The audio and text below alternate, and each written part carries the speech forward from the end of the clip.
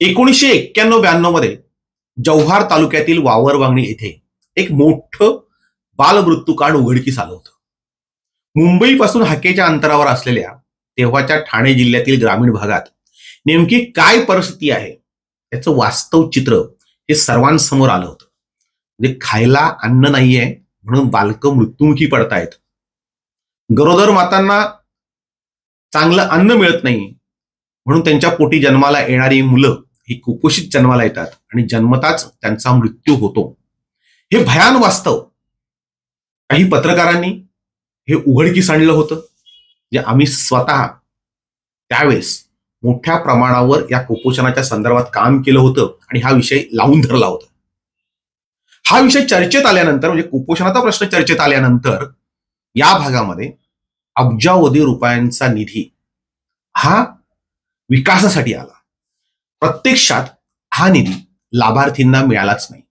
जे शेकडो योजना या शासनाने पालघर जिल्ह्यातील या ग्रामीण भागासाठी राबवल्या, मात्र एकही योजना आतापर्यंत यशस्वी झालेली नाही. निधी मात्र एवढा मोठ्या प्रमाणावर खर्च झालाय की तेवढा जर निधी खरोखरच लाभार्थींच्या घरामध्ये गेला असता तर त्यांची घरं ही हिऱ्या माणिक्याची झाली असते. म्हणजे अगदी दरवाजे हिऱ्या माणक्याचे, त्यांच्या भिंती चांदीच्या आणि घरावर सोन्याची कौलं बसली असती. एवढ्या मोठ्या प्रमाणावर तो निधी हा पालघर जिल्ह्याच्या ग्रामीण भागामध्ये आलाय. म्हणजे 91-92ला कुपोषण जे झालं, बालमृत्यूकांड जो झालं, त्याच्यानंतर जिल्ह्याचं विभाजन हे 2014 मध्ये झालं आणि 2014 पासून आतापर्यंत या जिल्ह्यामध्ये पुन्हा एकदा नव्याने कारभार हाकला गेला.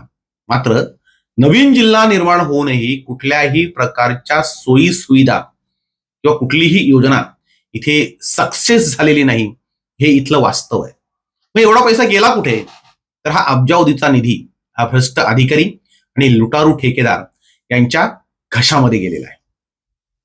आता जी सध्या चर्चेतली योजना आहे ती आहे रोजगार हमी योजना. म्हणजे आम्ही सातत्याने या विषयावर याच्यासाठी बोलतोय.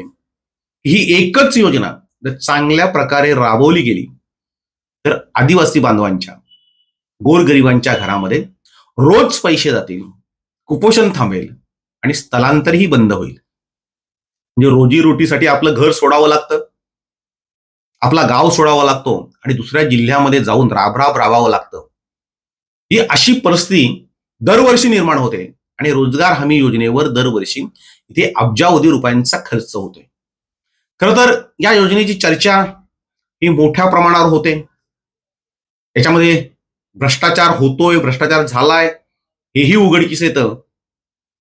मात्र कुणावरही कारवाई होत नाही. त्याचं कारण असं आहे की खालपासून वरपर्यंत सर्वजण या भ्रष्टाचारामध्ये सामील आहेत.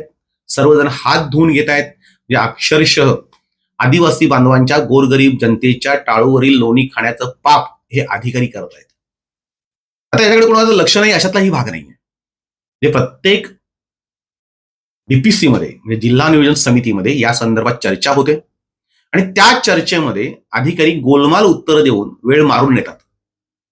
प्रत्यक्ष ते जे आकडेवारी सांगतात सभेमध्ये, ती जर आकडेवारी बघितली तर डोळे अक्षरशः गरगरायला लागतात की एवढ्या मोठ्या प्रमाणावर निधी येऊन सुद्धा नेमकं स्थलांतर का होतं हा प्रश्न उभा राहतो.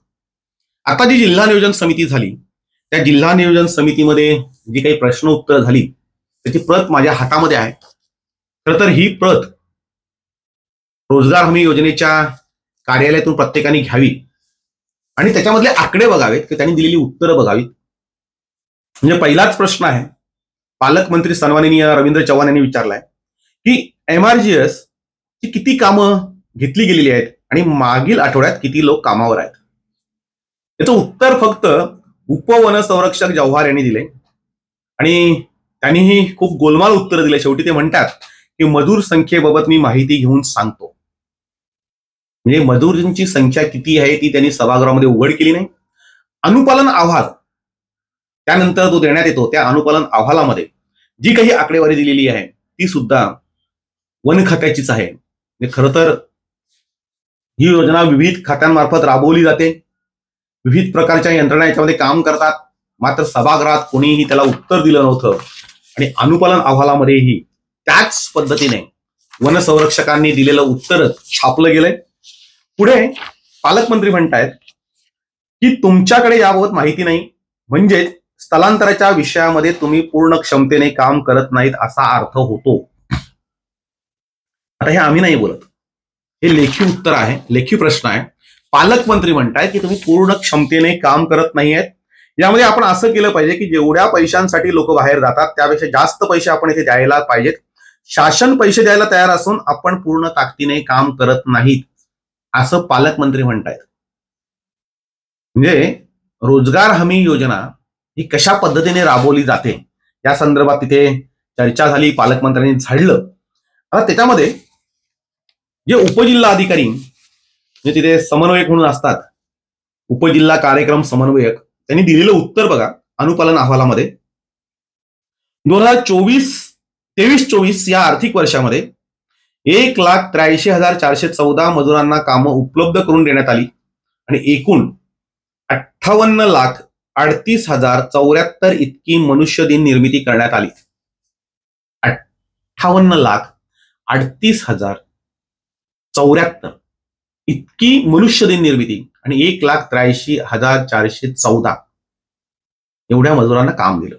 खरं तर ही आकडेवारी जर बघितली, त्यांनी जेव्हा सांगितली तेव्हा त्यांनी पालकमंत्र्यांनी किंवा तिथल्या उपस्थित आमदारांनी सांगितलं असतं की तुम्ही एवढ्या दिवस जी मनुष्यदिन निर्मिती केलेली आहे किंवा 1,83,494 लोकांना काम दिलेलं आहे मजूरकारांना, त्याच्यापैकी फक्त 10 कामं सांगा, ती 10 कामं मी जाऊन बघतो, मजूरकारांची यादी द्या आणि ती मजूरकारांशी त्यांनी चर्चा केली असती तर लक्षात आलं असतं की हे मजूरकर निम्म्यापेक्षा जास्त खोटे आहेत.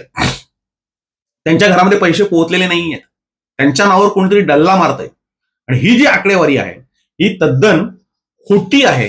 हे या एकूणच 58,38,074 एवढ्या आकडेवारीवरून आपल्या लक्षात येतं. एका उत्तरामध्ये ते म्हणतायत की 2,55,000 एवढी मजूर संख्या आहे जिल्ह्यामध्ये आणि आजची उपस्थिती ही 28,952 आहे. ज्याविषयी नियोजन समिती सभा होती त्या दिवशी फक्त 28,952 एवढेच मजूर होते.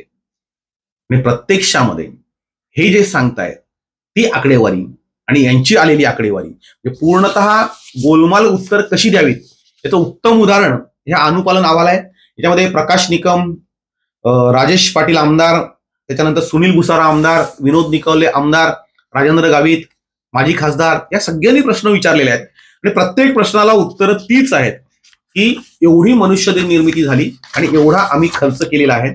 प्रत्यक्षात तो खर्च जर तपासला म्हणजे आपण प्रत्यक्ष आता त्याची आम्ही तंत्री जेव्हा काढली तेव्हा लक्षात आलं हे जे काही टार्गेट दिलं जातं हे टार्गेट पूर्ण करण्यासाठी अत्यंत चुकीच्या पद्धतीने ही योजना राबवली जाते. याच्यामध्ये राजेश पाटील या आमदारांनी खूप चांगल्या पद्धतीने हा मुद्दा लावून धरला होता. त्यांनी सांगितलं होतं की कोरोनानंतर या विषयाला प्राधान्य द्यायला पाहिजे होतं. MRGSचा आराखडा तयार करून नियोजन विभाग व क्षेत्रनिहाय करणे गरजेचे होतं, परंतु अशी कुठलीही कारवाई झाल्याचं तुमच्या उत्तरात दिसून येत नाही, अधिकाऱ्यांना आमदारांनी सांगितलंय. पुढे ते म्हणतात याबाबत पुढच्या आठवड्यात बैठक घेऊन MRGS मध्ये तुम्ही काय करणार आहात त्याचा एक आराखडा तयार करणं गरजेचं आहे आणि प्रत्येक विभागाने आराखडा तयार करून 100% उद्दिष्ट साध्य होईल याची दखल घेण्यात यावी. मजुरांची नोंद दुबार होणार नाही याची काळजी घेण्यात यावी. हे पुढच्या भागामध्ये ते काढणार आहे की मजूरकर यांच्याकडे कोणते असतात, मजुरांची नावं कशी येतात आणि कोणाला कशा पद्धतीने. म्हणजे एकीकडे सांगितलं जातं की याच्यामध्ये भ्रष्टाचार करायला अजिबात वाव नाहीये, 100% भ्रष्टाचार याच योजनेमध्ये कसा होतोय याचा पुराव्या दाखल म्हणजे अगदी चौकशी झाली, चौकशीमध्ये अहवालही आला, कारवाई मात्र कोणावर झालेली नाही. ते आपण पुढच्या भागात बघणार आहोत. इथे त्यांनी उत्तर काय दिले ते बघा. राजेश पाटील यांना त्यांनी सांगितलंय की 2024-25 मध्ये म्हणजे या वर्षामध्ये 1,41,729 कामं एवढी घेण्यात आलेली आहेत. 1,41,729 कामं. ही कुठली कामं होती? ही ह्या एवढ्या छोट्याशा जिल्ह्यामध्ये सुमारे 1.5 लाख कामं ही घेण्यात आलेली आहेत आणि त्याच्यावरचा खर्च जो आहे तो खर्च आहे 2,498 कोटी 31 लाख हा खर्च नियोजित आहे. म्हणजे या वर्षीचा खर्च 2,498 कोटी 31 लाख रुपये एवढा त्यांनी अंदाजित धरलेला आहे. आता जर एवढे पैसे या 7-8 तालुक्यात, त्यामध्ये वसई तालुका सोडून द्या, पण उरलेल्या 7 तालुक्यांमध्ये, आणि तोही फक्त 1,25,000च्या आसपास जे मजूर आहेत त्यांच्यासाठी जर आले, तर एकाच वर्षामध्ये या जिल्ह्यातील बेरोजगारी ही दूर होईल. एवढ्या मोठ्या प्रमाणावर निधी शासनही देते, तो खर्चही दिल्याचा दाखवतो.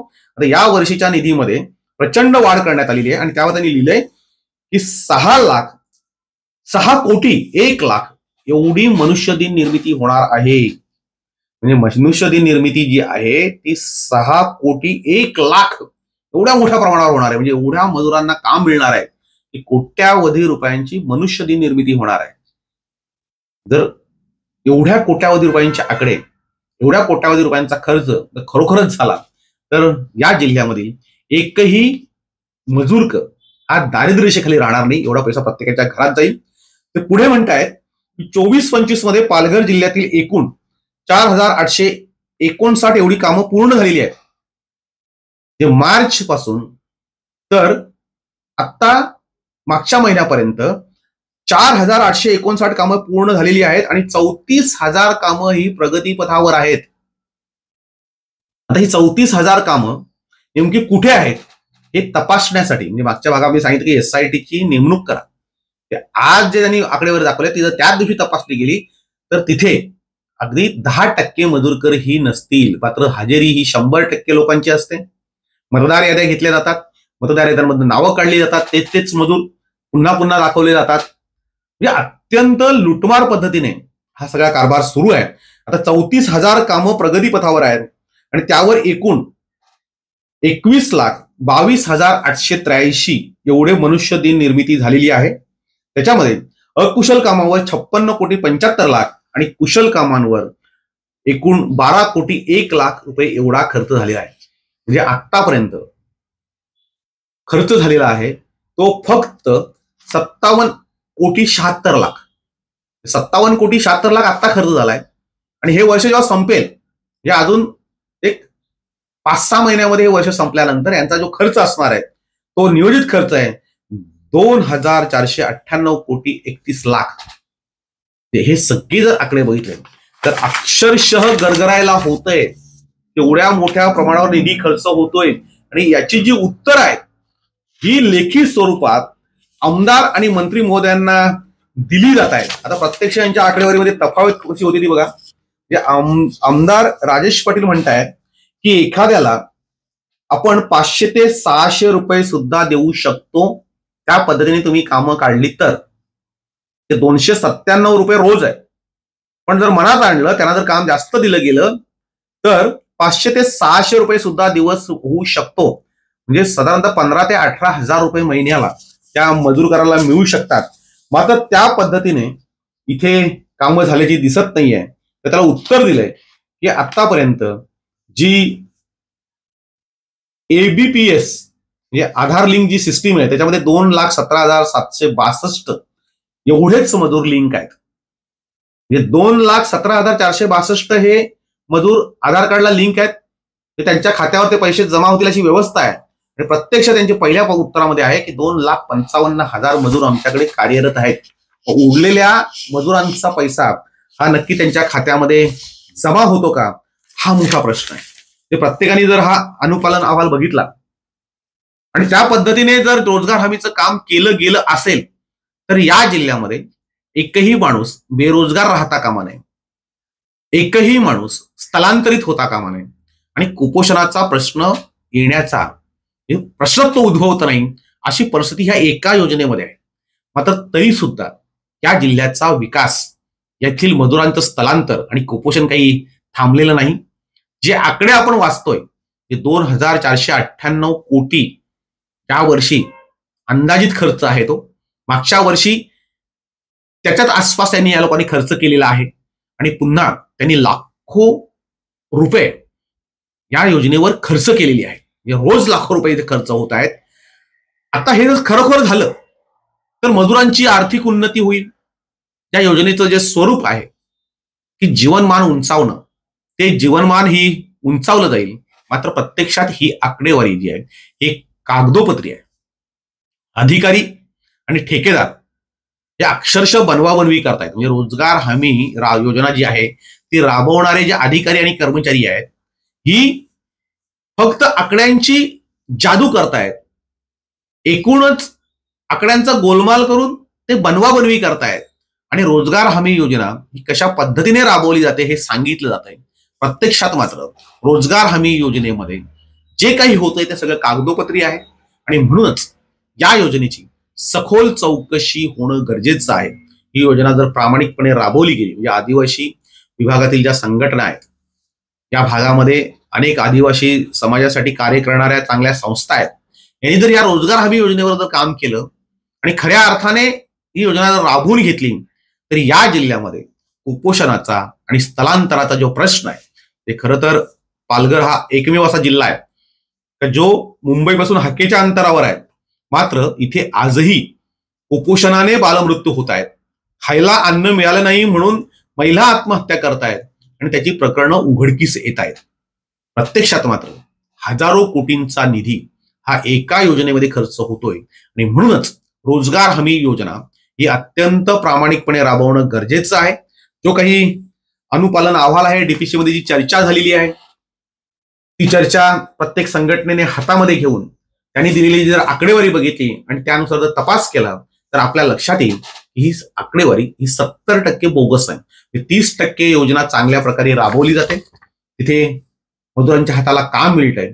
प्रत्यक्षात 70% पैसे एकूण जे योजनेतले जे खर्च होणारे पैसे त्यावेळी 70% पैसे हे ठेकेदार आणि अधिकारी यांच्या घरामध्ये जात आहेत. मागच्या भागामध्ये आम्ही सांगितलं होतं की या योजनेमध्ये संरक्षक भिंती आल्या, या योजनेमध्ये स्मशानभूमी आली, या योजनेमध्ये अगदी सिमेंटचे रस्ते दुरुस्तीकरण आलं. तर दुरुस्तीकरणाचा खर्चही खूप मोठा आहे. ठेकेदारांची घरं भरणं हा एकमेव उद्देश हा जर अधिकाऱ्यांनी ठेवला असेल तर ही योजना कधीही यशस्वी होऊ शकणार नाही.